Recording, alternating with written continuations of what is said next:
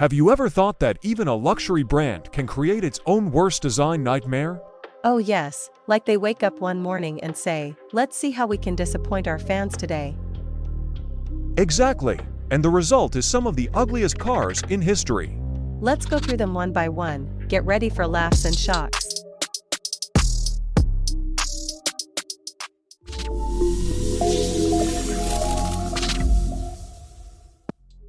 First up, the Mercedes Vaneo.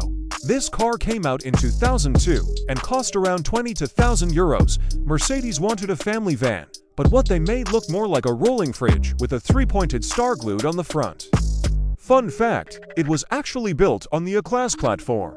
So you paid Mercedes money, but what you got was basically a small, awkward taxi with a fancy badge.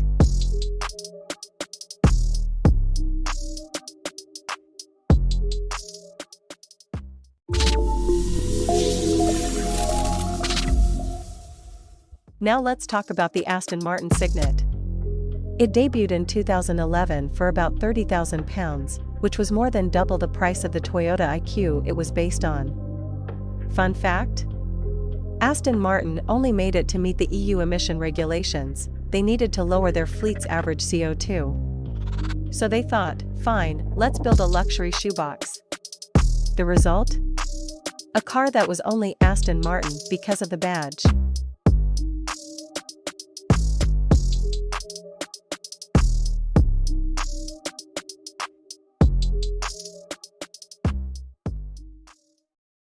Alright buddy, if this video tuned your engine right, that like button down there is just like the gas pedal, step on it.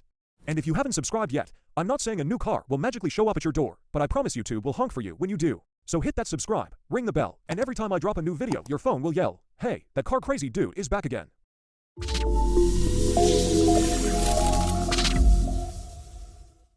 Next, the BMW E46 Compact. Released in 2000, it cost about $20,000. The front looks sharp and sporty, but the rear.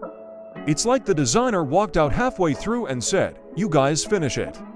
Fun fact, it was supposed to be the youthful, sporty version of the 3 Series. Instead, it looked like a broke college kid's half-finished BMW.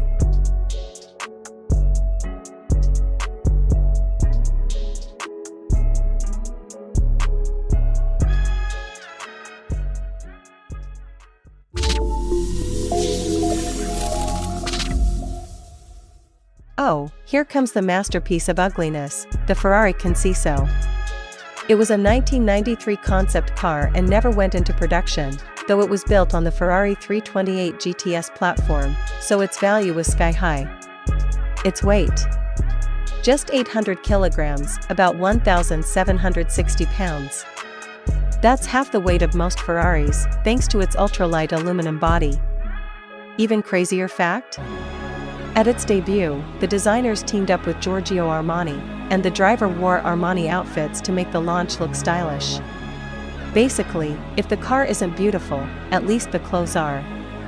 But it didn't work. Everyone just said it looked like a cartoon car that had been squashed flat.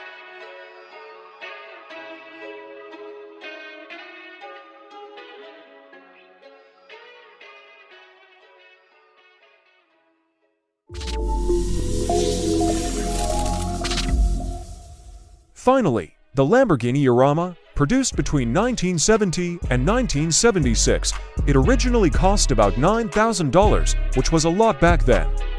Fun fact, only 328 units were ever built, which shows that even Lamborghini realized nobody wanted this rolling brick. The front was soulless, the back was weird, and the whole thing had none of the raging bull spirit. More like a tired bull that decided to take a nap.